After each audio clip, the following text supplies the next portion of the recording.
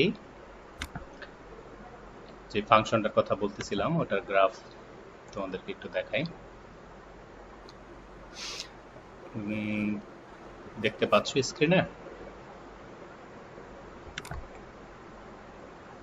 এখন আপনাকেই দেখা যাচ্ছে স্যার।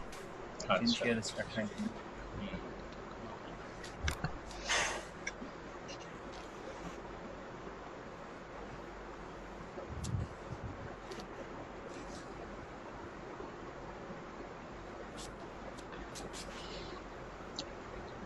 দেখা যাচ্ছে গ্রাফটা?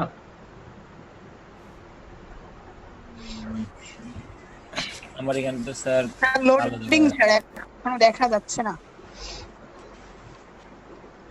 দেখো আসছে কিনা, এবার আসার কথা। জি স্যার, এবার আসছে। গ্রাফটা গত ক্লাসেই মুখে মুখে বলছিলাম, জাস্ট খেয়াল করো। ফাংশনটার ডেফিনেশন তোমরা বই থেকে, যদি কাছে বই থেকে দেখে নিতে পারো, 35 নম্বর পেজের একদম নিচে আছে আর কি। আমি পিডিএফ আর ইমেজ দুইটা একসাথে খুললেই পিসির অবস্থা 12টা বাজতেছে আর কি, এজন্য আমি পিডিএফটা এখন ওপেন করতেছি না, ইমেজটা ক্লোজ করার পরে তারপরে করবো আর কি। তো ফাংশনটার ডেফিনেশন ছিল যে 0 থেকে হাফের মধ্যে ডেফিনেশন ছিল 1। এটা কিন্তু একটা সিকোয়েন্স অফ ফাংশন। প্রত্যেকটা সিকোয়েন্সের যে ফাংশন আছে তার 3টা করে পিস। প্রথম পিস হচ্ছে 0 থেকে হাফের মধ্যে রেজাল্ট 1, ওই গ্রাফে দেখতে পাচ্ছ, ঠিক আছে? তারপরে সিরিয়াল নাম্বার দিয়ে যদি আমি n নাম্বার ফাংশনটা চুজ করি, তাহলে হাফ থেকে হাফ প্লাস 1/n পর্যন্ত তার মান হবে -nt প্লাস n/2 প্লাস 1। আর হাফ প্লাস 1/n এর পরে রেজাল্ট হবে 0। তো এখানে আমি 3টা ফাংশন ড্র করছি। f3 কালোটা, তোমরা ওই যে কালারের এইগুলো কি মানে বোঝা যাচ্ছে পিকচারে যে আমি কালার করছি? জি স্যার, তাহলে কালো যে গ্রাফটা, এই যে এখান থেকে এইখান থেকে শুরু হয়ে এভাবে আসতেছে, আসার পরে এই যে এখান দিয়ে নামলো, নামার পরে গিয়ে তোমার এই এখানে এসে 1-এ গিয়ে শেষ হলো।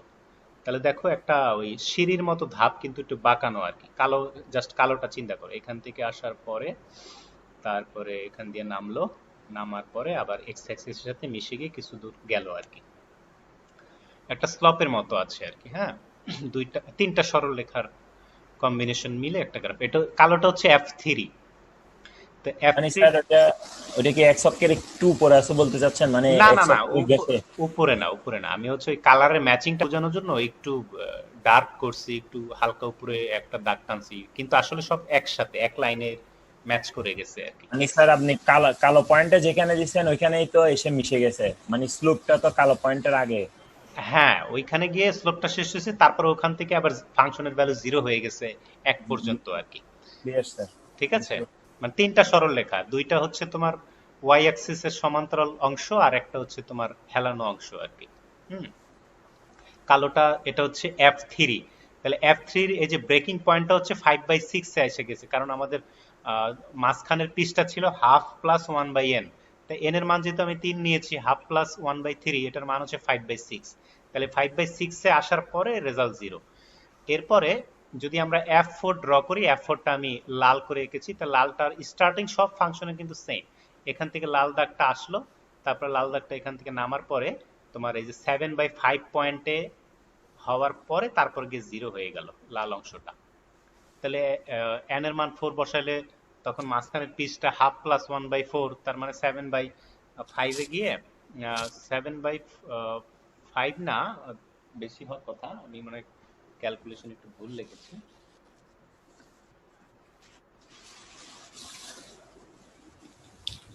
হাফ প্লাস 1/4 কত আসে?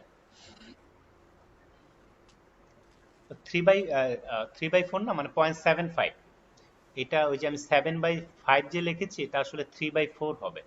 এই যে লাল দিয়ে যেটা আমি লিখেছি, এটা 3/4 অ্যাকচুয়ালি। হ্যাঁ, তো খেয়াল করতেছো, আমি যতই n এর মান বাড়াচ্ছি, আমার ফাংশনের যেই স্লপ একটা একটা করে বাড়তেছে না কমতেছে? ওই যে নীল যেটা করেছি সেটা হচ্ছে 4 এর পরের একটা র্যান্ডম, এই জন্য আমি ওখানে মার্কিং করি নাই, ওটাকে একটা র্যান্ডম পয়েন্ট চিন্তা করে নাও আর কি, মানে র্যান্ডম সিরিয়ালের একটা ফাংশন।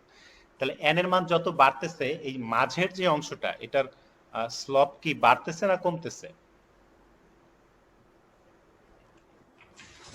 কালোটা হচ্ছে F3, তারপরে লালটা হচ্ছে F4, এরপরে নীলটা হচ্ছে F4 এর পরে যে কোনো একটা র্যান্ডম একটা যে কোনো একটা। তাহলে আস্তে আস্তে n এর মান যত বাড়াচ্ছি মাঝখানের অংশটা কি স্লপ কি বাড়তেছে না কমতেছে? স্যার কমতেছে। স্লপ বাড়া কমা বলতে কি বোঝায়? মানে আমরা যদি বাংলায় বলি ঢাল, ঢালু, জি এটা স্যার, কি হ্যাঁ। আরো ঢালু হচ্ছে নাকি তোমার আরো খাড়া হচ্ছে? স্যার আরো ঢালু হচ্ছে স্যার, ঢালু হচ্ছে না, আ- মানে খাড়া হয়ে যাচ্ছে স্যার, খাড়া হয়ে যাচ্ছে আরো। আরো মানে খাড়া হচ্ছে, ঢালু মানে তার ঢাল কমতেছে, তাই না? জি স্যার, জি স্যার। ঠিক আছে, কিন্তু এখন ঠিক আছে। অন্য সেন্সে বললে যে ঢালের মান কিন্তু আবার তোমার ইনফিনিটি থেকে মাইনাস ইনফিনিটি দিকে যাবে আর কি। কারণ এক্স অ্যাক্সিসের উপরে লম্ব মানে ওয়াই অ্যাক্সিসের প্যারালাল এই লাইনের ঢাল কত অ্যাকচুয়ালি?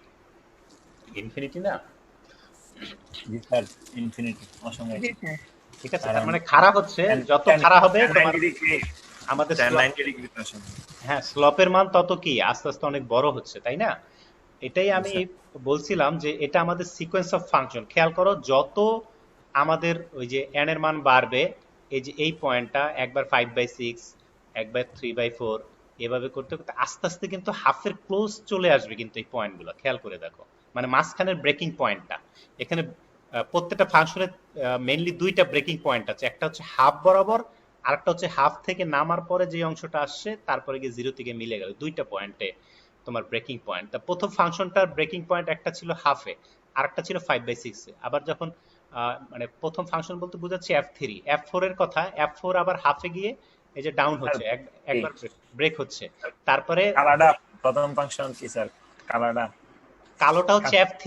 আমরা F1 F2 এগুলো র্যান্ডম যে কোনো একটা ফাংশন ধরে নিতে পারি, ওগুলো আমাদের ডিসকাশনে আনতেছি না। আমাদের ওই যে এখানে লেখাই আছে অ্যান্ড গেটার অর ইকুয়াল 3, মানে আমাদের সিকোয়েন্সটার প্রথম দুই ফাংশন কেমন হবে এটা নিয়ে আমাদের হেডেক নাই, আমরা 3 থেকে ডিসকাশন করতেছি আর কি। ঠিক আছে, জি স্যার। তা কালোটা হচ্ছে F3, লালটা F4, এর পরের নীলটা হচ্ছে F4 এর পরের কোনো একটা আর কি। তো এখন বলছিলাম যে আহ, খেয়াল করো পরপর দুইটা ফাংশনের মাঝখানের এরিয়া কোনটা আসলে, ওই যে দুইটা স্ল্যান্ট মানে ওই যে হেলানো যেই সরলরেখা আছে তাদের মধ্যবর্তী যে ত্রিভুজটা, এটাই তাদের মধ্যবর্তী এরিয়া না? খেয়াল করছো জি কি? স্যার। এটা কি জি স্যার। বুঝতে পারছো? মানে জি স্যার। পরপর দুইটা ফাংশন যদি আমি বিয়োগ করি তারপরে ইন্টিগ্রেশন করি তাহলে তার ক্ষেত্রফলটা কি হবে অ্যাকচুয়ালি? ওই তাদের দ্বারা গঠিত মাঝখানে যে ত্রিভুজটা হয়, মনে করো F3 আর F4 যদি বিয়োগ করি তারপর ইন্টিগ্রেশন করি, তাহলে এরিয়াটা কিন্তু ওই যে কালো হেলানো দাগটা আর লাল হেলানো দাগটা মিলে যে ত্রিভুজটা গঠন করে এক্স অ্যাক্সিসের সাথে, সেই ক্ষেত্রফলটাই কিন্তু, তাই না? স্থূলকোণী ত্রিভুজ। জি স্যার। বুঝতে পারছো? তো এটাই জি আমি স্যার। বুঝাইতে চাইছিলাম গত ক্লাসে যে ওই যে 1.5 পেজ যাবত। এবার আমি তোমাদেরকে সেই এটা অন করে দেখাই বই থেকে।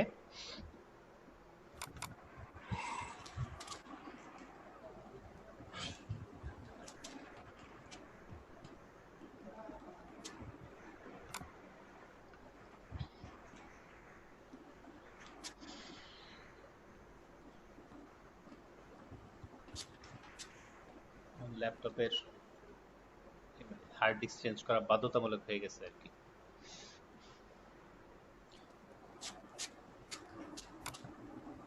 এই যে বই চলে এসেছে, বই কি দেখতে পাচ্ছ তোমরা? বই কি জি স্যার, দেখতে জি পাচ্ছি স্যার, দেখা স্যার। যাচ্ছে। আচ্ছা, তো এই যে আমরা 36 নাম্বার পেজের শুরুতে আছি, এই যে বলতেছে FM মাইনাস FN, এদের বিয়োগফলে যে আমি নর্ম বের করব, সেই নর্ম বের করা মানে কিন্তু FM আর FN এর যে বিয়োগফল, সেই বিয়োগফলের অ্যাবসলিউট ভ্যালু নিয়ে 0 থেকে 1 এর মধ্যে ইন্টিগ্রেশন করা। তো সেই ইন্টিগ্রেশন করা কিন্তু তোমরা যখন এই ইন্টিগ্রেশন করার জন্য 1.5 পেজ মানে তোমাদের কষ্ট করে ইন্টিগ্রেশন করে রেজাল্ট করে দেখানোর দরকার নেই। জাস্ট তুমি সাইডে একটা ওই একটা গ্রাফ এঁকে দিবা যে এটা হচ্ছে ওই যে যেমন 5/6 যেটা লিখছিলাম ওইটা হচ্ছে মনে করো 1/n, আর একটা হচ্ছে পাশে আর একটা দিবা বাম পাশে, সেটা হচ্ছে মনে করো 1/m। একটা বড় m হয়তো n বড় নিলে m ছোট নিলে এইভাবে, তাহলে এই যে ফাইনাল যে রেজাল্টটা আমাদের ইন্টিগ্রেশনে, সেই রেজাল্টটা কিন্তু হবে absolute value of 1/n minus 1/m, এটাই রেজাল্ট হবে আমরা যদি এই ইন্টিগ্রেশনটা করি। তাহলে এত ডিটেলস ক্যালকুলেশন তোমাকে করে দেখাইতে হবে না। এখন সেই অ্যাবসলিউট ভ্যালুটা ভেঙে দেওয়ার পরে তুমি এই লাইনটা লিখতে পারো, একটা কিন্তু হাফ থাকবে, কারণ ত্রিভুজের ক্ষেত্রফল কিন্তু একটা হাফ আছে, হাফ ভূমি আর উচ্চতার গুণফল, সেই এইখান থেকে সেই হাফটা হচ্ছে এখানে।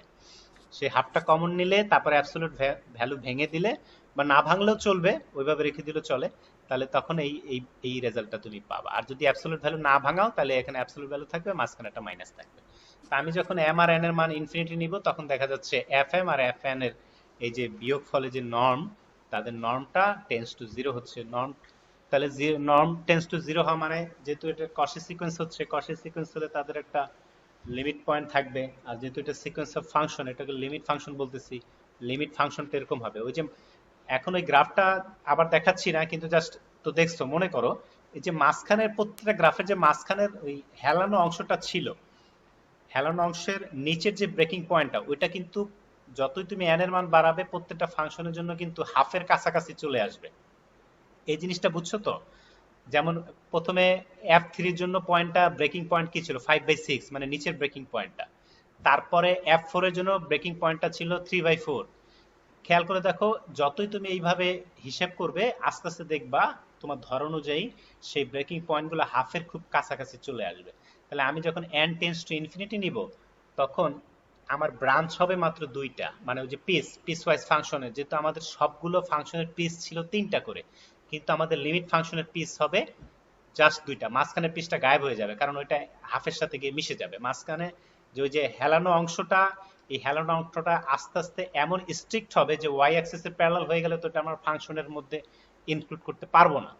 তো এই কারণে ওই পিসটা গায়েব হয়ে যাবে। তখন 0 থেকে হাফের মধ্যে রেজাল্ট 1 হবে, আর হাফ থেকে হাফের পরে গিয়ে 1 পর্যন্ত রেজাল্ট হবে 0।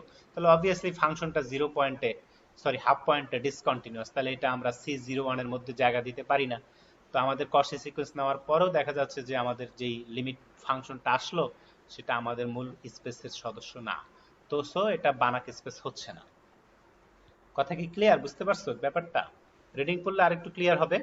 রিডিং পড়ে দেখো, গ্রাফ নিয়ে বসে করলে তাহলে আর একটু ক্লিয়ারলি বুঝতে পারবে। এরপরে আমরা একটা এক্সাম্পল নিয়েছিলাম, ওই যে ডিরেক্ট সাম বুঝাইছিলাম। ডিরেক্ট সামের ব্যাপারটা সবাই মনে আছে কিনা তোমাদের? ডিরেক্ট সামের আমি জাস্ট প্রবলেমটা যেহেতু গত ক্লাসে ডিসকাস করেছি, আবার একটু জাস্ট রিভিউ করি। রিভিউটা ব্যাপারটা কি ছিল আবার একটু ভেঙে বলি, যে একটা বানাক স্পেস আছে অলরেডি, তাহলে বানাক স্পেস বি। তো বানাক স্পেস যেহেতু এটা আমরা স্বীকার করে নিয়েছি, তার মধ্যে একটা বাই ডিফল্ট আগে থেকে একটা নর্ম আছে, সেটা তোমাকে বুঝে নিতে হবে। এখন এই বি স্পেসটাকে যদি দুইটা সাব স্পেসে এমন ভাবে লেখা যায়, দুইটা সাব স্পেস ধরো একটা এম আর একটা এন। এখন এম আর এন এমন সাব স্পেস যে এদের মধ্যে একমাত্র জিরো এলিমেন্ট বাদে আর কোনো কিছু কমন নাই, এবং এম আর এন মিলে পুরো বি, মানে ইউনিয়ন নিলে পুরো বিটা পাওয়া যায়। তার মানে আমরা সাবস্পেস হিসেবে বলতে পারি যে এম আর এন এই দুইটা ডিরেক্ট সাম করলে আমাদের বানাক স্পেস বি হবে। এবং আমাদের বি স্পেসের বৈশিষ্ট্যটা এরকম যে যে কোনো র্যান্ডম এলিমেন্ট যদি আমরা জেড বি থেকে চুজ করি, তাহলে জেড কে দুইটা ভেক্টরের এরকম অ্যাডিশন রূপে লেখা যাবে, যার প্রথম অংশটা এম থেকে আসবে আর একটা অংশ এন থেকে আসবে। এটা স্বীকার্য, মানে আমরা ধরে নিয়েছি যে বি এর এই প্রপার্টিটা স্যাটিসফাই করতেছে এইভাবে। এবং আমরা নতুন আরেকটা নর্ম ডিফাইন করতেছি, বলে নতুন আরেকটা নর্ম, তার মানে বুঝে নিতে হবে বি এর মধ্যে কিন্তু আগে থেকে একটা নর্ম অলরেডি আছে তোমার, ঠিক আছে? তো এখন আমরা একটা র্যান্ডম এলিমেন্ট জেড, সেটা নতুন আরেকটা নর্ম বের করার সূত্র আমরা ধরে নিচ্ছি, যে সেই জেড এর নর্ম হবে যে জেড নর্ম প্রাইম, আমরা বললাম যে এক্স এর নর্ম প্লাস ওয়াই এর নর্ম। তা এইভাবে যদি আমরা নর্ম ডিফাইন করে দেখি, তাহলে এই যে প্রাইম দিয়ে যে আমরা নতুন নর্ম ডিফাইন করলাম, এটা নর্মের সবগুলো প্রপার্টি স্যাটিসফাই করে। তো স্যাটিসফাই করার কারণে এইটা, এই যে বি, সেটা নতুন নর্মের সাপেক্ষেও কিন্তু একটা নর্ম স্পেস হয়। আমাদের এখন প্রমাণ করতে হবে যে নতুন নর্মের সাপেক্ষে বি প্রাইম, যেটাকে আমরা বি আর বি প্রাইম কিন্তু একই সেট, কিন্তু বি এর নর্ম এক জিনিস, বি প্রাইম এর নর্ম আরেক জিনিস। এজন্য যেহেতু নর্ম ডিফারেন্ট, আমরা সেটাকে পার্থক্য বোঝানোর জন্য বলে নিলাম যে বি প্রাইম। আসলে বি এবং বি প্রাইম কিন্তু সেট একই, জাস্ট বুঝে নিতে হবে যে বি প্রাইম মানে বি আর বি এর নর্ম আলাদা। বি এর শুরুতে একটা নর্ম ছিল, আমরা নতুন করে আরেকটা নর্ম ডিফাইন করলাম, সেই নর্ম সহ আমরা বলতেছি বি প্রাইম। এখন বি প্রাইম বানাক স্পেস হবে যদি এবং কেবল যদি M R N closed B এর মধ্যে ক্লোজড হয়। তো গত ক্লাসে আমি ক্লোজড কখন হয় এগুলো তোমাদেরকে পড়াইছি, বুঝাইছি, মনে আছে তো? আবার একটু বলো তো যে একটা সেট কখন ক্লোজড হয়, দেখি গত ক্লাসের পড়া মনে আছে কিনা, না ভুলে গেছো? একটা সেট কখন ক্লোজড হয় বলো। স্যার ওই সেটের ক্লোজার নিলে যদি ওই সেটটাই আবার পাওয়া যায়, মানে ক্লোজার অফ এ সমান সমান যদি এই হয়, আচ্ছা তখন ওই এ ঠিক সেটটাকে আছে, আমরা ক্লোজড বলবো। এটা ডেফিনেশন বললা, এখন এটা আমারে বুঝাও যে ক্লোজার আর সেট একই হওয়ার তাহলে মিনিং কি দাঁড়াইলো এটার, এখন ব্যাখ্যা করো। মানে ক্লোজার, যে ক্লোজার সমান হইলে যে সেটা ই হয়, এই কথাটা এখন ব্যাখ্যা করে স্যার বুঝাও। হুম, বলো। স্যার ওই সেটের ও সবগুলো উপাদান এবং তার আশেপাশে যারা আছে আর কি লিমিট পয়েন্ট গুলো সবগুলো ওই সেটের মধ্যেই থাকবে। আচ্ছা, তো ক্লোজার, তখন আমরা ক্লোজার বলতে বোঝায় কোন একটা সেটের ক্লোজার হচ্ছে তার নিজের এলিমেন্ট এবং নিজের এবং এলিমেন্ট হচ্ছে গুলার তার লিমিট আশেপাশে, পয়েন্ট। হ্যাঁ, ঠিক আছে, লিমিট তার পয়েন্টের ইউনিয়নটা। ইউনিয়ন জি নিলে স্যার। যেটা হয় সেটা হচ্ছে ক্লোজার। ঠিক আছে, নিজের ঘর এবং ঘরের খুব কাছাকাছি আশপাশ যেটা আছে, কিন্তু আবার আরেকজনের বাসায় যাওয়া যাবে না আর কি, এরকম একটা ব্যাপার আর কি। যে আমার ঘরের বাউন্ডারি খুব কাছে, খুব ক্লোজে যারা আছে তাদেরকে নিতে পারবো আমি, মানে লিমিট, ম্যাথমেটিক্স এর ভাষায় যেটাকে আমরা লিমিট পয়েন্ট বলি আর কি। যে আমার কিছু বিন্দু আছে, সেই বিন্দুর আবার খুব কাছাকাছি কারা আছে, তো সেই লিমিট পয়েন্টের, এখন আবার একটু পুরনো প্যাচাল পারি, মনে করে এখন লিমিট পয়েন্ট বা অ্যাকুমুলেশন পয়েন্ট চলে আসলো ব্যাপারটা। এগুলো না বুঝলে আসলে এই ফাংশন অ্যানালাইসিস কিছু বুঝবা না। এখন ক্লোজার তো বুঝাই দিলে, এখন লিমিট পয়েন্ট কে আমাকে বুঝাইতে পারবে একজন এনিওয়ান, যে এই জিনিসটা হলে লিমিট পয়েন্ট হয়, তাহলে আমি লিমিট পয়েন্ট বলতে পারবো। টপোলজি তো পড়ছো, ডেফিনেশন একটু আলাদা মনে হতে পারে কিন্তু ঘুরে ফিরে একই আর কি। কেউ বলো একজন যে লিমিট পয়েন্ট কখন হয়, একটা সেটের লিমিট পয়েন্ট বলতে কি বোঝায়? স্যার মানে এমন একটা পয়েন্ট নিব আর কি আমরা, যে কোনো পয়েন্টই আর কি ওই সেটের মধ্যে, সেটা যদি একটা ওপেন সেটে বিলং করে, আর ওই ওপেন সেট থেকে আর মেইন সেটের ইন্টারসেকশন করলে যদি মানে এমটি সেট না হয় আর কি, তাহলে সেটাকে আমরা বলবো হচ্ছে লিমিট পয়েন্ট। আচ্ছা, ঠিক বলছো, কিন্তু অনেকে হয়তো বুঝে নাই। কেউ ওর কথা, কে বুঝছো? একজনও বুঝছো কি বললো? আমি জিনিসগুলো মানে ধারণা পরিষ্কার বলে যেমনি ঘুরাই বলছে আমি বুঝে ফেলছি আর কি, এখন সমস্যা নেই। আর তোমরা অন্য অন্য ক্লাসে যারা আছো এরা বুঝছো কেউ? স্যার আপনি একটু বলেন স্যার, না না, এগুলা ওর স্যার ওর বুঝি কথা না বুঝছো? ভালো। বুঝি ওর না কথা হ্যাঁ মোটামুটি একটু বুঝছি, তবে স্যার অনেক জটিল, একটু জটিল ছিল আর কি। জটিল ছিল। মানে স্যার হ্যাঁ কোন একটা পয়েন্ট, হচ্ছে স্যার টপোলজির ভাষায় বললো আর কি। হ্যাঁ না ওটা ঠিক আছে, টপোলজির ভাষায় তো বলতে হবে। ওপেন, ওপেন আর ক্লোজড এই স্ট্রাকচার গুলো টপোলজিরই দেওয়া। ঠিক আছে, টপোলজিক্যাল স্পেসটা জিনিসটাই ভিন্ন আর কি। ভেক্টর স্পেস আর টপোলজিক্যাল স্পেস কিন্তু টোটালি দুই কনসেপ্টের দুই জিনিস আর কি। আর আমরা রিয়েলেও পড়েছিলাম এগুলো ফার্স্টে। হ্যাঁ, রিয়েল তো পড়ছোই, রিয়েলে যা যা এটার একটা জেনারেলাইজেশন পড়ছো তোমরা টপোলজিতে আর কি। ঠিক আছে, জি স্যার। স্যার আপনি একটু খোলাসা করে বললে ভালো হয় স্যার, এই টার্ম গুলা স্যার, এগুলো আসলে স্যার আমাদের কাছে ওইভাবে স্পষ্ট না। স্পষ্ট না, না তো পুরনো। আমরা স্যার মুখস্থ করছিলাম, পরীক্ষায় মোটামুটি লিখছিলাম, শেষ, এরপরে তো স্যার গেছে গেছে। আচ্ছা আচ্ছা, আমি একটা উদাহরণ দিয়ে বুঝাই। এই সেটটার উদাহরণ আগেও দিয়েছিলাম। একটা সেট মনে করো যে 1, 1/2, 1/3, 1/4, 1/5, 1/6 এভাবে যাচ্ছে আর কি। হ্যাঁ, অসীম একটা সেট। সবাই আইডিয়া করতে পারতেছো তো সেটটার কি সেটটা দিলাম? জি স্যার। আচ্ছা, এখন এই সেটের পয়েন্টগুলো মানে যারা আস্তে আস্তে ছোট হয়ে যাচ্ছে, এই পয়েন্টগুলো কি জিরোর কাছাকাছি গিয়ে জমা হচ্ছে না? জি স্যার। কথা বুঝতে পারছো? কারণ জি স্যার। হর বড় হয়ে যাচ্ছে, জিরোর কাছাকাছি তো চলে যাবে। হ্যাঁ, সবাই কিন্তু জিরোর কাছাকাছি গিয়ে জমা হচ্ছে। এখন তুমি চিন্তা করে দেখো, আহ, ধরো ওই যে একটা প্রিডিফাইন্ড এপসাইলন কথা বারবার বলি, এপসাইলন যে কোনো একটা নাম্বার ইচ্ছা মতো আমি ছোট বানায় নিতে পারি। ধরো এপসাইলনের মান 0.01, এই রেডিয়াসের আমি একটা ওপেন ইন্টারভেল নিলাম জিরোকে সেন্টার করে। ওপেন ব্র্যাকেট বুঝছো তো? আমি জিরোকে মাঝখানে রেখে একটা ওপেন ইন্টারভেল চিন্তা করলাম যে রেডিয়াস হচ্ছে এই পাশে এপসাইলন, ওই পাশে মাইনাস এপসাইলন। এখন খেয়াল করে দেখো, এই সেটের মধ্যে মানে এই ইন্টারভেলটার মধ্যে জিরো ছাড়া আমাদের ওই যে মূল সেটের একাধিক এলিমেন্ট পাওয়া যায় কিনা, যাবে কিনা, এটা গ্যারান্টিড কিনা, পাওয়া যাবে? আমি যে ওই যে মূল সেটটা বলছিলাম 1 1/2 1/3 1/4 1/5 এইভাবে আস্তে আস্তে আমার পয়েন্টগুলো যাচ্ছে। তাহলে এখন জি স্যার। আমি জিরোকে সেন্টার করে এক যে ওপেন ইন্টারভেল নিলাম minus epsilon to plus epsilon, এই সেটের মধ্যে আমার মূল সেটের এলিমেন্ট পাওয়া যাবে কিনা? যাবে Yes or no? যাবে তো? আমার কি, হ্যাঁ যাবে তো স্যার। যাবে তো? এখন জি। ধরো আমি এপসাইলনের মান আরো কমাইলাম, তারপরও কি পাওয়া যাবে? ওপেন ইন্টারভেলটা কমাই নিয়ে আসছি, এখনো কি পাওয়া যাবে? এখনো পাওয়া যাবে স্যার। ধরো ইচ্ছা মতো আরো কমাচ্ছি আরো কমাচ্ছি, এপসাইলনের বিন্দুর মান সাথে না মিলানো পর্যন্ত তো স্যার পাওয়া যাবে। এপসাইলনের মান টেন্ডস টু জিরো, কিন্তু অ্যাবসলিউট জিরো না। আমি খুব ওপেন ইন্টারভেলটা খুব ছোট বানাই ফেলতেছি, ইচ্ছা মতো ছোট বানাইতেছি, আমার যত খুশি তত ছোট বানাইতেছি, যতই ছোট বানাই না কেন ওই মানে স্যার ওই এতটা ইন্টারভেলের মধ্যে আমার মূল সেটের এলিমেন্ট পাওয়া যাবে কি যাবে না? জিরোর সাথে না, আপনার বিন্দুর সাথে না মেলা পর্যন্ত তো পাওয়া যাবে, যেহেতু স্যার আমাদের সেটটা মানে এখানে ইনফাইনাইট সংখ্যক অনেক ছোট, মানে জিরোর আশেপাশের আচ্ছা সংখ্যা ঠিক আছে। আছে, এখন ও যেটা বলছিল যে ওই যে ওপেন সেটের কথা, ওই ওপেন সেটটাই এখানে আমরা রিয়েলের ভাষায় বলি বা টপোলজির ভাষায় বলি ওপেন নাইবারহুড, তাই না? আমি এখন এই জিরোর যে কোনো নাইবারহুড চুজ করি, নাইবারহুড বললেই তোমাকে বুঝে নিতে হবে একটা ওপেন ইন্টারভেল জিরোকে কন্টেইন করা। জিরোর যে কোনো নাইবারহুডে আমাদের মূল সেটের এলিমেন্ট পাওয়া যাবেই যাবে, এবং একটা দুইটা না, ইনফাইনাইট অসংখ্য। সংখ্যক।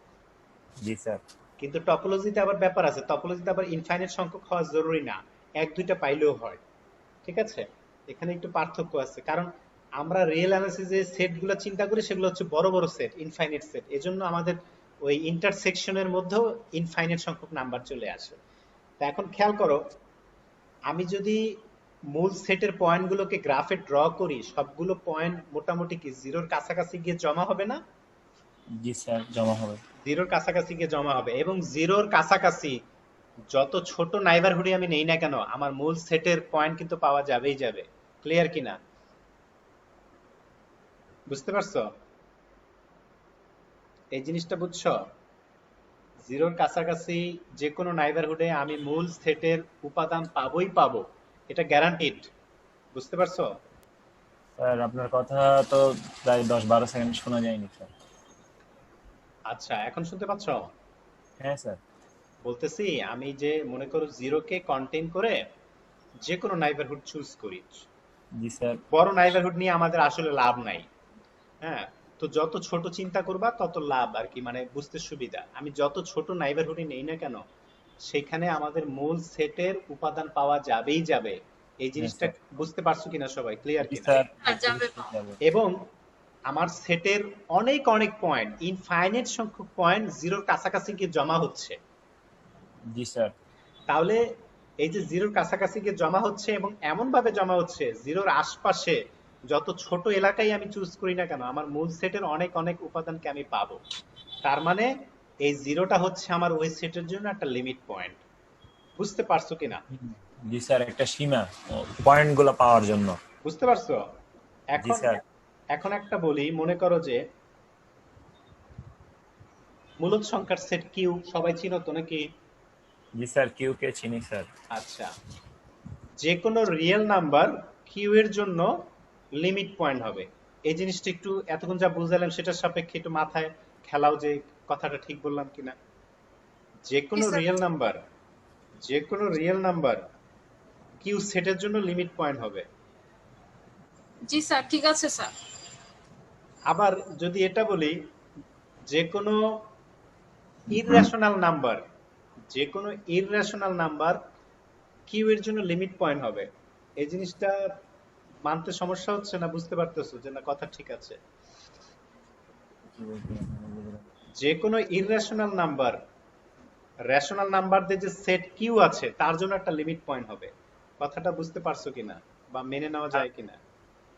এখানে তো স্যার ইরেশনাল নাম্বার গুলার মধ্যে কিন্তু স্যার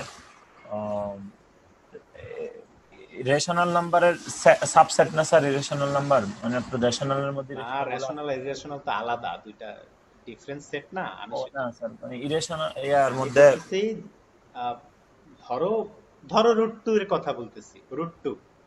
জি স্যার। এখন এই √2 পয়েন্টটা কিউ সেটের একটা লিমিট পয়েন্ট, এই কথাটা মানতে কারো দ্বিধা আছে কিনা, বা এটা বুঝতে পারছো কিনা যে কথাটা ট্রু? এটা একটা লিমিট পয়েন্ট, যদি আমরা রুট একটা এরিয়া নিই। জি স্যার, ঠিক আছে স্যার। ঠিক আছে, একটু আগে যা বললাম ওটা সাপেক্ষে তো বলে দেওয়া যায়। আমি তো আগেই বলছি যে কোনো জি real sir. Number limit point হবে। এখন আরো ছোট বানায় নিয়ে আসলাম যে যে কোনো ইররেশনাল নাম্বার। এখন এটা আসলে বুঝে বলতেছো কিনা যে √2 একটা লিমিট পয়েন্ট হবে কেন? √2 এর কাছাকাছি যত ছোট এরিয়াই আমি নেই, এরিয়া বলতে আমি এখানে নাইবারহুড বা ওপেন ইন্টারভেল বলতেছি, √2 কে কন্টেইন করা যে কোনো ওপেন ইন্টারভেলের মধ্যে অসংখ্য অসংখ্য রেশনাল নাম্বার পাওয়া যাবে কি রেশনাল যাবে না? নাম্বার। জি স্যার, পাওয়া যাবে স্যার। পাওয়া যাবে না মানে ইনফাইনাইট সংখ্যক রেশনাল নাম্বার পাওয়া হ্যাঁ, যাবে। ওটাই যে √2 এর কাছাকাছি অনেক অনেক রেশনাল নাম্বার জমা হয়েছে না? জি স্যার। যে কোনো রিয়েল নাম্বারের কাছাকাছি অনেক রেশনাল নাম্বার জমা হয়েছে না? জি স্যার। বুঝতে পারছো? এখন স্যার, আমাকে সমস্যা হয়েছে স্যার, আমি ওই যে রেশনাল নাম্বার বা মূলদ সংখ্যা ভুলে গেছি স্যার, মনে করতে পারতেছি না, যেটা আমি মূলদ কিছুদিন আগে সংখ্যা হচ্ছে যাদেরকে ফ্র্যাকশনে রূপ দেওয়া যায়, আর যায়। অমূলদ সংখ্যা হচ্ছে যাদেরকে ফ্র্যাকশনে রূপ দেওয়া যায় না। সিম্পল। ক্লাস 9 এর পড়াশোনা ভুলে গেছো? স্যার আমি এটা পড়াইছি 9 স্টুডেন্ট, কিন্তু স্যার ম্যাথমেটিক্স হলো বোঝার জন্য সোজা, মুখস্থ করার জন্য কঠিন আর কি। হ্যাঁ, স্যার তুমি যদি চাও একটা থিওরেম আগামাথা, তুমি এটার পিছনে 2 দিন টাইম দাও, 3 দিন টাইম দাও, 1 সপ্তাহ টাইম দাও, তুমি থিওরেমের আগামাথা বুঝবা। মুখস্থ করতে গিয়ে হচ্ছে আসল প্যারাটা। তা এখন আমাকে একটা কোশ্চেন অ্যান্সার করো যে বুলদ সংখ্যার সেট, এটা ক্লোজার কত হবে? কিউ, কিউ এর ক্লোজার কত?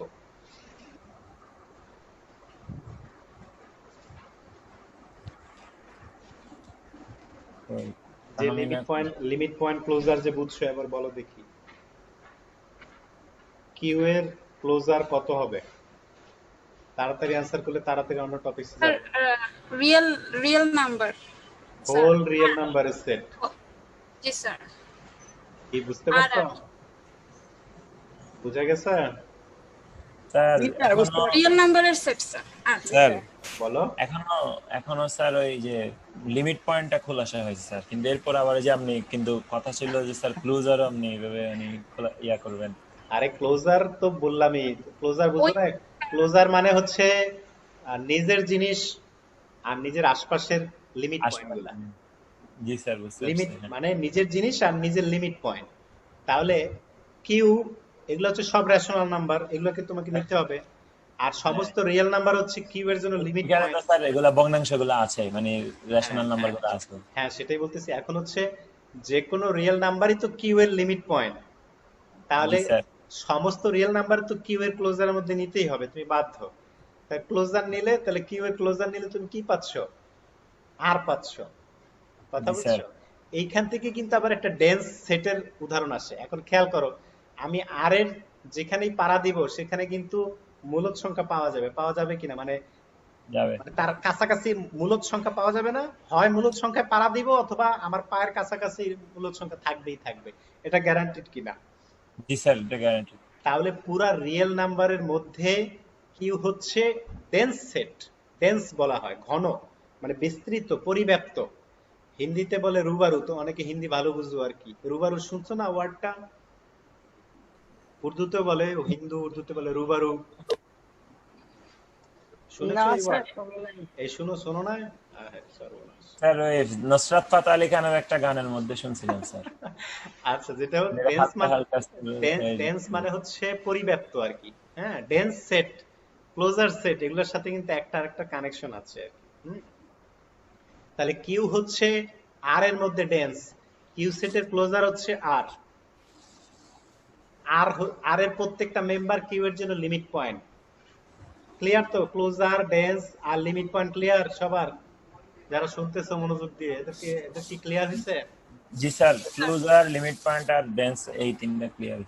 আচ্ছা, তো এখানে আমাদের যে যে ইম্পর্টেন্ট যে প্রপার্টি গুলো ছিল, যে আমাদের দেখাইতে হবে যে বি এর মধ্যে আমরা নতুন নর্ম ডিফাইন করলাম। এই নতুন নর্ম দিয়ে আমরা বি প্রাইম বলতেছি আগের সেটটা কি, এখন এই বি সেটটা বানাক হবে যদি এবং কেবল যদি এম আর এন নিজেরাই ক্লোজড হয়।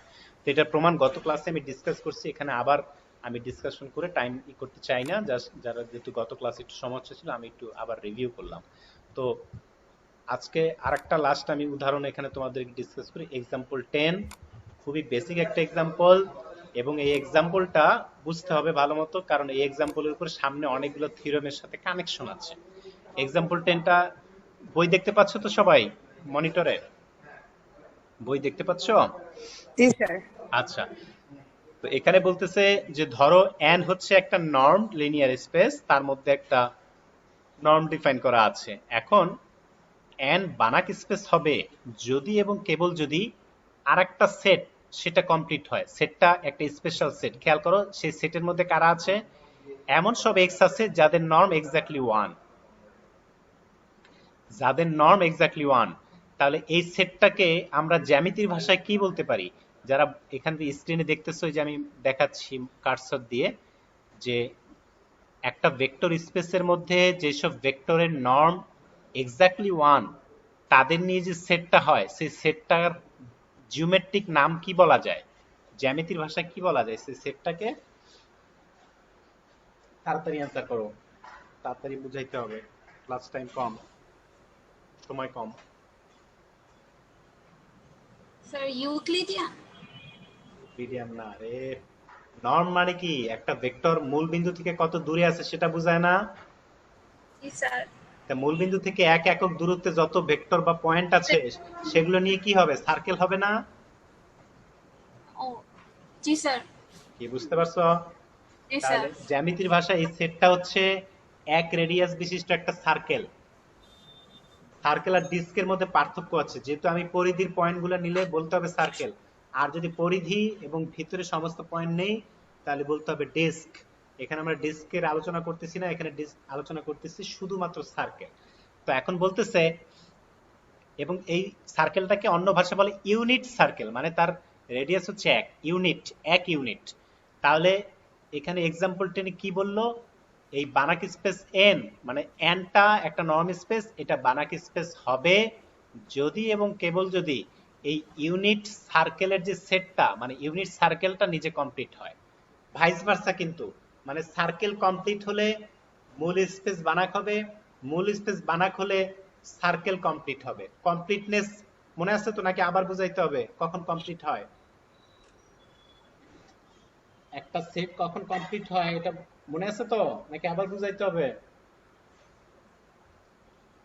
কথা কয় না কেন? না স্যার। আচ্ছা, তো এখন প্রমাণটায় আসি। দেখো প্রমাণটা প্রথমে কি করলো, যে ওরা প্রথমে যেহেতু এখানে ভাইস ভার্সা প্রমাণ, একটা সাইড ধরে নিয়ে আরেকটা সাইড দেখাইতে হবে, এটা হচ্ছে তোমার প্রমাণের পদ্ধতি। তা প্রথমে আমি স্বীকার করে নিলাম যে বি আমাদের এন সেট যেটা ছিল নর্ম স্পেস সেটা বানাক স্পেস। তো বানাক স্পেস হওয়া মানে সেখানে যে কোনো কসি সিকোয়েন্স আমি চুজ করব সেটা কি হবে, কনভার্জেন্ট হবে, এবং তার লিমিট পয়েন্ট ওই সেটের মধ্যে বিলং করবে। এখন ওই যে ইউনিট সার্কেল যেটা ছিল সেই সেটটার নাম দিলাম আমি এস। এখন আমাদেরকে তাহলে প্রমাণ করতে হবে এস কমপ্লিট হবে। তো এখন আমরা এস এর ভিতর থেকে একটা কসি সিকোয়েন্স চুজ করলাম, ধরো সেই ভেক্টরগুলো হচ্ছে এক্সএন এবং প্রত্যেকটা এক্সএন এর নর্ম হচ্ছে এক্স্যাক্টলি 1। এখন আমাদেরকে দেখাইতে হবে এই যে কসি সিকোয়েন্স আমি এস এর মধ্যে থেকে চুজ করলাম সেটা এমন একটা ফাংশনে ভেক্টরে কনভার্জ করে যার নর্ম 1 হবে। এখন খেয়াল করে দেখো, যেহেতু এস এন এরই একটা অংশ, যে সার্কেলটা মূল স্পেসেরই একটা অংশ, এবং আমি স্বীকার করে নিয়েছি যে এন হচ্ছে একটা বানাক স্পেস, তা বানাক স্পেস হওয়া মানে যে কোনো কসি সিকোয়েন্স সেটা কনভার্জেন্ট হবে। তাহলে আমি এই যে এস এর মধ্যে থেকে যে একটা কসি সিকোয়েন্স চুজ করলাম তাহলে সেটাও কনভার্জেন্ট হবে। তাহলে সেটা কনভার্জ করা মানে আমাদের এই যে সিকোয়েন্স ছিল এক্সএন, সেই এক্সএন গুলো এন এর মান বাড়াইতে থাকলে আস্তে আস্তে একটা কোনো একটা ভেক্টর এক্স এর দিকে মার্জ করতে থাকবে, আগাতে থাকবে। ঠিক আছে, তো সেটা হচ্ছে এই এক্সটা হচ্ছে আমাদের সেই সিকোয়েন্সের লিমিট পয়েন্ট। তো লিমিট পয়েন্ট পাইলাম ডেফিনেশন অনুযায়ী, আমাদের স্বীকার্য অনুযায়ী। এখন আমাদেরকে কাজ হচ্ছে এটার দৈর্ঘ্য বা নর্ম 1 এটা দেখানো। তো সেটা দেখানো হইতে কি হবে, আমরা জানি যে ভেক্টর যদি কোনো একটা পয়েন্টে আস্তে আস্তে এরকম কনভার্জ করে এক্স এ, তাহলে সেই কনভার্জেন্সটা নর্মের ডেফিনেশন অনুযায়ী করবে। মানে আমি যদি এক্সএন প্রত্যেকটা এক্সএন এর নর্ম নেই, তারপরে তাদের কনভার্জেন্সি টেস্ট করি, তাহলে সেই এক্সএন এর নর্মগুলোও এক্সএন নর্মের দিকে কনভার্জ করবে। এটা নর্মের প্রপার্টি অনুযায়ী বা রিয়েল অ্যানালাইসিসের সূত্র অনুযায়ী আমরা পাই। এখানে যে দেওয়া আছে থিওরেম 3 পেজ 8, কারো যদি কনফিউশন থাকে দেখতে পারো, জাস্ট এটা আমরা শিক্ষার্থ হিসেবে ধরে নিলাম। তার মানে এখানে যে এক্স এর লিমিট, আমাদের লিমিট পয়েন্টের লিমিট ভেক্টরের যেই নর্ম, সেটা অবভিয়াসলি এই যে এক্সএন এর যে নর্মগুলো হয় তাদের একটা লিমিট মাত্র। তার মানে প্রমাণিত হচ্ছে আমরা যে লিমিট ভেক্টর এক্স পাইলাম সেটা নর্ম 1। তাহলে নর্ম 1 মানে আমাদের যে এক্স সেটা আমাদের সার্কেলের মধ্যে বিলং করা, মানে সার্কেলের পরিধিরই একটা পয়েন্ট। তার মানে যেহেতু সার্কেলের ভিতরে একটা পয়েন্ট, আমরা কশি সিকোয়েন্সটা নিছিলামই সার্কেল থেকে চুজ করলাম, আবার লিমিট পয়েন্ট টু এস এর মধ্যে পাইলাম, এবং এই নেওয়াটা একটা র্যান্ডমলি নেওয়া ছিল, তার মানে এস কমপ্লিট। একটু পর্যন্ত ক্লিয়ার কিনা, বুঝছো কিনা? জাস্ট সহজ ছিল কিন্তু কনসেপ্টটা। এই পর্যন্ত বুঝতে পারছো? হ্যাঁ। এবার আমরা কনভার্সলি প্রুফ করব। যদি এবার আমরা ধরে নিচ্ছি যে এন এটা নর্ম স্পেস, তো ঠিক আছে, এস কে কমপ্লিট ধরে নিলাম। তো এস কে কমপ্লিট ধরে নিয়ে আমি দেখাবো যে এনও কমপ্লিট, মানে বানাক স্পেস হয়। তাহলে সেই প্রমাণটা দেখানোর জন্য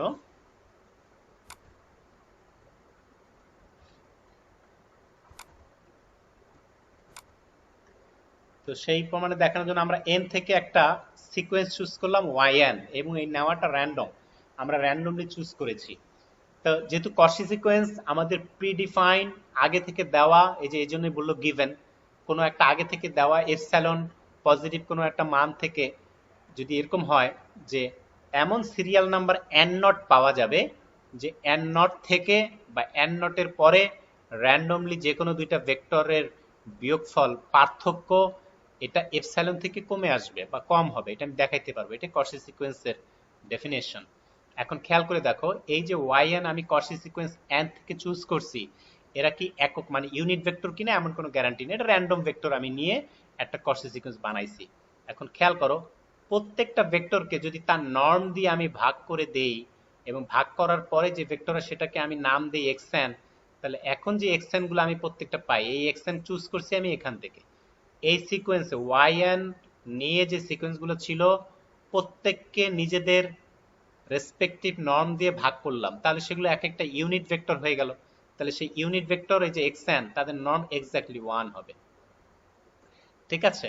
তাহলে এখন যে আমরা এই যে এক্সএন চুজ করলাম, তাহলে এটা নর্ম 1। আবার এক্স এর সাথে যদি আমি আলফা গুণ করে দেই, তাহলে সেটাও দেখেছি যে আলফা গুণ করলে ওই পজিটিভ সেন্সে দেখা যায় যে আমি সেই আলফাটাকে বাইরে বের করে নিয়ে আসতে পারি। তাহলে এখান থেকে দেখাচ্ছে আমরা যে এক্সএন গুলো চুজ করছি সেগুলো এস এর মধ্যে বিলং করে। এখন আমাদেরকে দেখাইতে হবে এই এক্সএনটা কশি সিকোয়েন্স হয় এস এর মধ্যে। তো কশি সিকোয়েন্স দেখানোর জন্য যে কোনো র্যান্ডম দুইটার বিয়োগফল আমাকে দেখাইতে হবে যে প্রিডিফাইন এপসাইলন থেকে কম। তাহলে এক্সএম আর এক্সএন এই দুটা বিয়োগ করলাম, তারপর নর্ম হিসাব করলাম। তাহলে এখানে জাস্ট তাদের ডেফিনেশন অনুযায়ী এক্সএন তো আমি ওয়াইএম থেকে পাইছিলাম, ওয়াইএম এর নর্ম দিয়ে ভাগ করে, এক্সএন পাইছিলাম ওয়াইএন থেকে, ওয়াইএন এর নর্ম দিয়ে ভাগ করে। এই মাঝখানের যে দ্বিতীয় লাইনটা, এটা একটু ট্যাক্টফুলি তোমরা যখন প্র্যাকটিস করবে তখন একটু সাবধানে করতে হবে। সাবধানে করা মানে এখানে ক্যালকুলেশনটা এই যে একটা জিনিস অতিরিক্ত আনলো মাইনাস করে, আবার প্লাস করে ব্যালেন্স করে দিল, মাইনাস করছে প্লাস করছে, কিন্তু খেয়াল করে দেখো উপরে আর নিচে কিন্তু আলাদা। উপরে হচ্ছে ওয়াইএন, নিচে হচ্ছে ওয়াইএম, আলাদা আলাদা। কিন্তু এটা মনে রাখার উপায় কি, এই যে ওয়াইএম যেটা এই কোনায়, এই যে এখানে নিচে আছে, নিচেরটার সাথে নিচেরটা মিল করছে, আর প্রথমটার নিচেরটার সাথে এটার নিচের মিল করলো, আর দ্বিতীয়টার উপরেরটার সাথে এটার উপরেরটা মিল করলো। তাহলে ওয়াইএন ডিভাইডেড ওয়াইএম, এটা নর্ম দিয়ে ভাগ করে একবার যোগ করলো একবার ভাগ করলো। এখন জাস্ট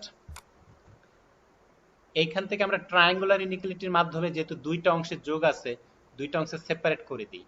তো সেপারেট করলে প্রথম অংশটা থেকে আমি 1 বাই নর্ম ওয়াইএম কমন নিতে পারি, তখন ওয়াইএম মাইনাস ওয়াইএন ব্র্যাকেটে চলে আসলো। আর উপরে থেকে আমরা মূল ভেক্টর ওয়াইএনটা কমন নিয়ে ফেলতে পারি। তাহলে ওয়াইএন কমন নিলে এখানে এই জাস্ট কিছু ক্যালকুলেশন করলো, আর এখানে যেহেতু নর্ম সাইন আছে আর এই ফার্স্ট ব্র্যাকেটের ভিতরে পুরোটা একটা রিয়েল নাম্বার, তাহলে সেটাকে আমি অ্যাবসলিউট ভ্যালু দিয়ে বাউন্ড করে দিলাম, মানে আটকে দিলাম, আর নর্মটাকে ওয়াই এর সাথে আলাদা করে দিলাম। এটা কোথা থেকে পাইলাম? এইটা জিনিসটা করার জন্যই কিন্তু এই যে এই লাইনটা লিখছে, আর কিছুই না, মানে যাতে তোমার কনফিউশন না থাকে। যে কোনো একটাকে আলফা দ্বারা গুণ করলে সেই আলফাটা যদি পজিটিভ হয় তাহলে সেই আলফাটাকে আমরা বাইরে বের করে নিয়ে আসতে পারি। তাহলে এখানে যে যে ওয়াই এন ভেক্টরের সাথে আমাদের একটা রিয়েল নাম্বার ছিল, সেটাকে অ্যাবসলিউট ভ্যালু দিয়ে আমি এই যে বাইরে বের করে নিয়ে আসতে পারলাম। এখন এখান থেকে আরেকটা জিনিস, যে এই লাইন থেকে যখন এই লাইনে আসলো, এখানে এটা হচ্ছে অ্যাবসলিউট ভ্যালু সিম্বলের একটা প্রপার্টি আছে, যে প্রপার্টিটা যে নিচে দেওয়া আছে। আমরা যদি দুইটা আলাদা আলাদা নর্মের বিয়োগ করে পার্থক্যটা নেই, তাহলে সেটা হচ্ছে মূল ভেক্টর দুইটার বিয়োগফলের পার্থক্য তার থেকে বড় আসবে। মানে দুইটা ভেক্টরকে, দুইটা ভেক্টরের পার্থক্য নিয়ে নর্ম করলাম, আর হচ্ছে নর্মের পার্থক্য নিলাম, তাহলে কোন সাইড বড় হবে? সেটা হচ্ছে গিয়ে যেটা আমরা বিয়োগ করার পরে যেই পার্থক্য নেওয়ার পরে যে নর্ম হিসাব করবে সেটা বড় আসবে। এটা একটা প্রপার্টি, অ্যাবসলিউট ভ্যালু হিসাব করা। সেই প্রপার্টিটা এখানে ইউজ করে এইভাবে করলো, এই একটা টার্ম কমন আনার জন্য, যে Y M minus Y N. এটা কেন লাগবে? কারণ এটার সাথে আমি আগেই একটা এপসাইলনের সম্পর্ক দেখায় আসি, এই জন্য এটা ইম্পর্টেন্ট। তাহলে এখানে Y N minus Y M common নিল, কমন নেওয়ার পরে 2/ym লেস দেন এপসাইলন। এখানে আমার একটু কনফিউশন আছে, আমার মতে এখানে একটু কারেকশন দরকার। এখানে এপসাইলন সরাসরি বসানোর পরে আরেকটা লাইন বাড়ায় সেটাকে তুমি এপসাইলন 1 লেখো, তাহলে সুবিধা হবে। কারণ 2 আর ym এর মধ্যে আমি কোনো সম্পর্ক এখানে পাই নাই, এবং এটাই লেখার শেষমেশ তুমি দেখাবা, কারণ আগের এপসাইলনের সাথে মিলানো জরুরি না, আমাদের দরকার একটা প্রিডিফাইন নাম্বার থেকে আমি কম দেখাতে পারি কিনা। এই জিনিসটা যখন ধরো আমি ym এপসাইলন দিয়ে এপসাইলন 1 দিয়ে রিপ্লেস করলাম আর কি, এই 2 ডিভাইডেড ym যেটা আছে, নর্ম আছে, এই সবগুলো মিলিয়ে আমি একটা নাম্বার লিখবো y এপসাইলন 1। তখন আমি দেখাইতে পারবো যে আমাদের যে এই যে দুইটা ভেক্টর পার্থক্য আমি নিয়েছিলাম, এই যে এইখান থেকে, যে xm মাইনাস xn, এই দুইটার বিয়োগফলের নর্ম একটা প্রিডিফাইন্ড এপসাইলন 1 থেকে কম। এইখানে একটু কারেকশন করে নোট করবো আর কি, এপসাইলন 1 থেকে কম, এবং সেটা n নটের পরে যে কোনো দুইটা র্যান্ডম ভেক্টরের জন্য সত্য। তাহলে এটা হচ্ছে কসি সিকোয়েন্সের ডেফিনেশন অনুযায়ী আমাদের xm আর xn যে আমি সিকোয়েন্সটা চুজ করছিলাম সেটা একটা কসি সিকোয়েন্স, এবং তার একটা লিমিট আছে। তো এখন যেহেতু আমি s কে কমপ্লিট ধরে নিছিলাম, তার মানে এই যে xn যেই সিকোয়েন্সটা আছে তার লিমিট পয়েন্ট s এর মধ্যে বিলং করে, এবং সেটা বিলং করলে তার অ্যাবসলিউট মানে নর্ম হবে 1। এখন সেই লিমিট পয়েন্টটা ধরো x, তাহলে x কে, তার মানে এই যে yn আর yn এর নর্ম ভাগ করার পরে তারপর যদি আমি আস্তে আস্তে টেন্স টু 0 করি, মানে ওই যে n এর মান টেন্স টু ইনফিনিটি করি, তখন সেটা x এর দিকে লিমিট করবে। তাহলে এই যে এখান থেকে yn যেটা আছে, সেই yn টা অ্যাকচুয়ালি x এর সাথে yn এর নর্মের গুণফলের দিকে মার্চ করবে আর কি, আস্তে আস্তেই করবে। এটা সিম্পল লিমিটিং ক্যালকুলেশন, দেখলেই বুঝবা। তো এখন আমরা এখান থেকে দেখাচ্ছি যে এই যে আবার আসলো ym মাইনাস yn, এই দুইটার বিয়োগফল এই যে এপসাইলন থেকে কম, তার মানে yn এর অ্যাবসলিউট ভ্যালু, এটা একটা কসি সিকোয়েন্স, তাহলে yn এর অ্যাবসলিউট ভ্যালু এটা আস্তে আস্তে কোনো একটা নাম্বার আলফার দিকে যায়, তাহলে yn tends to alpha into x। তার মানে এই যে আলফা আর x এই দুইটার গুণফল অবভিয়াসলি n এর মধ্যে বিলং করে, এই জন্যই কিন্তু ওই শুরুতে এক জায়গায় আলফার ব্যাপারটা আলোচনা করছিল। এখানে একটু কেয়ারফুলনেস থাকার দরকার। এই যে আলফাটা নিয়ে আসলাম কেন? কারণ আমাদের কিন্তু মূল স্পেসকে কমপ্লিট দেখাইতে হবে। আমি দেখাইছি যে এস তো ধরে নিছি কমপ্লিট, সেখান থেকে আমি একটা ভেক্টর পাইলাম এক্স, সেই এক্স থেকে আবার ব্যাক করলাম ওয়াইতে, যেহেতু আমি শুরুতে ওয়াই থেকে নর্ম দ্বারা ভাগ করে এক্স এর দিকে যাচ্ছিলাম, তাহলে এক্স থেকে আবার ভাগ করে আমার ওয়াইতে আসতে হবে। তাহলে এইখানে এই যে ওয়াই এন, সেটা দেখা যাচ্ছে আমাদের যে লিমিটিং ভ্যালু এক্স ছিল ইনটু প্রত্যেকটা yn এর যে আমাদের লিমিটিং ভ্যালু যে আলফা আসতেছে, এখানে যে তাদের নর্ম আলফা আসতেছে, সেই আলফার সাথে x এর গুণফল করলে তারপর আসে, কারণ x এর নর্ম কিন্তু 1, x কিন্তু ইউনিট ভেক্টর। তোমরা জানো যে কোনো ভেক্টরকে তার নর্ম এবং একটা ইউনিট ভেক্টর গুণফল রূপে প্রকাশ করা যায়। সেই কাজটা এখানে করছে, যে প্রত্যেকটা yn আমি যদি n এর মান বাড়াইতে থাকি, তাহলে সেটা আস্তে আস্তে সেই আলফা ইনটু x এই নতুন একটা ভেক্টরের দিকে আস্তে আস্তে যাইতে থাকবে, এবং আলফা ইন্টু এক্স এটা অবভিয়াসলি এন এর মধ্যে বিলং করবে, কারণ এক্স নিজে এন এর মধ্যে আছে, তাহলে এক্স এর একটা মাল্টিপলও এন এর মধ্যে থাকবে, তাহলে ওয়াই এন এটা একটা কষি সিকোয়েন্স, তার লিমিট এন এর মধ্যে আছে, সো এন কমপ্লিট। তো এই প্রমাণের কিন্তু প্রথম অংশটা একটু সহজ, দ্বিতীয় অংশটা একটু প্যাচালো, বিশেষ করে শেষ অংশটা একটু কেয়ারফুলি করবে। যদি কোয়েশ্চেন থাকে আগামী ক্লাসে আবার আলোচনা করব আমি। তো আজকে ক্লাস এখানেই শেষ করে দিতে চাচ্ছি আর কি। কোনো কনফিউশন এই প্রমাণটার ক্ষেত্রে, বুঝার ক্ষেত্রে?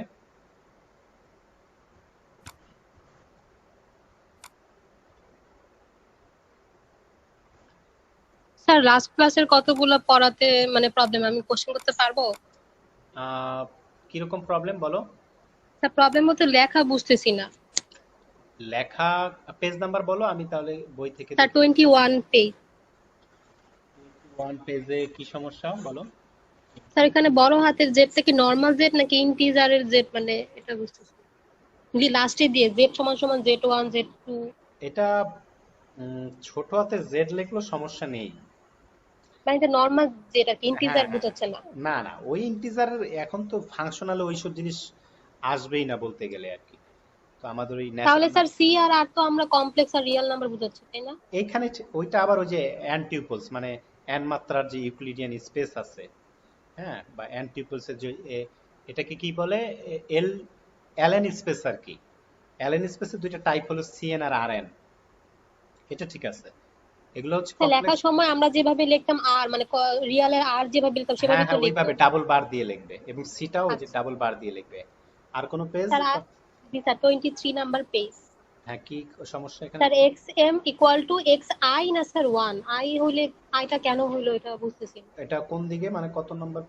স্যার একদম শুরুর দিকে সেকেন্ড 23 নাম্বার পেজের সেকেন্ড স্টেপের কয়েকটা লাইন, ওই যে এক্স আচ্ছা এম আচ্ছা ইকুয়াল আচ্ছা, টু এক্স আই নাকি 1। এখানে হচ্ছে এক্স এম, তো একদম ওই যে সেকেন্ড স্টেপ লাইন যে লেখা, তারপরে যে লাইনটা ওখানে তো এক্স এম লেখা।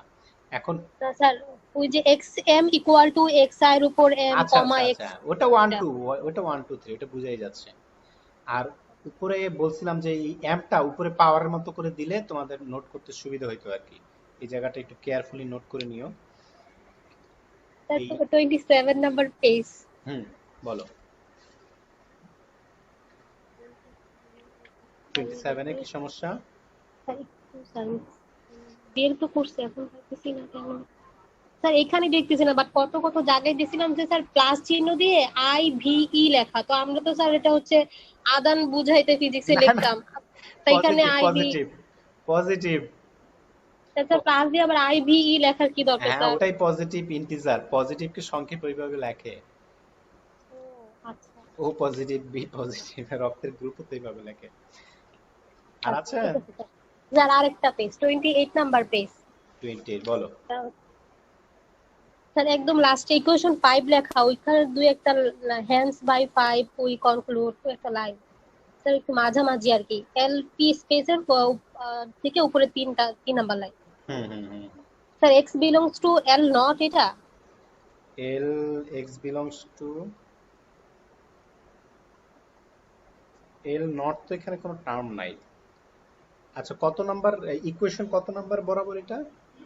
স্যার ইকুয়েশন এটা ইকুয়েশন 5 এর নিচে যে hence by 5 we conclude that X belongs to L2, এটা 2 2, আগে তো সব 2 লেখা আছে, উপরে যা করে আসছে সবই তো L2।